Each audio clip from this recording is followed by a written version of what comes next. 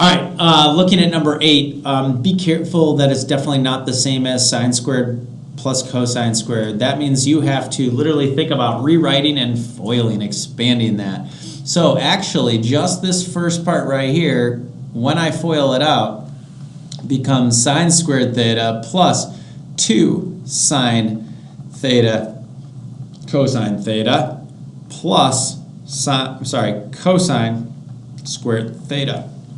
Okay, so once again, I'll just kind of put an arrow up here. This is really the same, excuse me, as sine theta plus cosine theta times sine theta plus cosine theta. Wow, that's terrible writing, but there you go. So likewise, I'll do this one in red.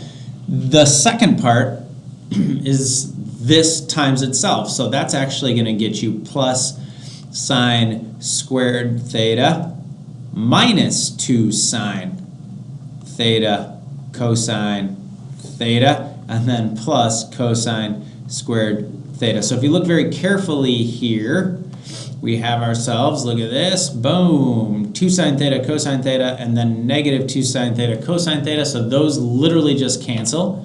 And this is kind of crazy how this works out, but if you look here, I've got myself sine squared theta plus cosine squared theta. Well, what is that equal to?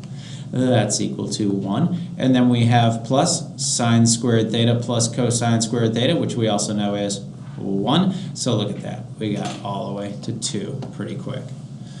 All right, number 10 is another good one to talk about. Basically, on this one, I'm definitely working with the left side. And the other thing you need to know is that we definitely need to make these two fractions one fraction. Because in my mind right now, I see 2 on top and I see cosine theta on the bottom. So we got to make a common denominator. All right, so I'm going to have to multiply. I'm going to get the 10 out of there so it's not confusing. I'm going to have to multiply by 1 minus sine theta. And then over here, I'm going to have to multiply by 1 minus sine theta. And then I'm going to have to multiply this one here by cosine theta over cosine theta. So we can see right here, this is legal. This is legal right here. This is 1. This is 1.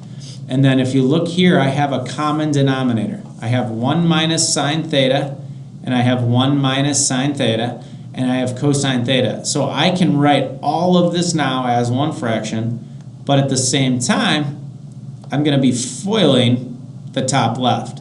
So if I FOIL the top left, that gives me 1. Outside and inside give me minus 2 sine thetas. Last gives me plus sine squared theta. And then on the right side, I get plus cosine squared theta. So I know you got to really slow down and look at that, but I expanded those two binomials to here. That literally got me that. And then I have a plus sign, which is here, and then I have cosine times cosine, which is cosine squared theta. This is all, let me extend this now, this is all over my denominator of 1 minus sine theta cosine theta. Now, some kids will ask, like, why didn't you distribute the cosine on the bottom? I don't want to. Where I'm going has a cosine in the denominator. I want that there. I just don't want this here. Well, if you look up above, what does this equal? Right here. That is equivalent to 1.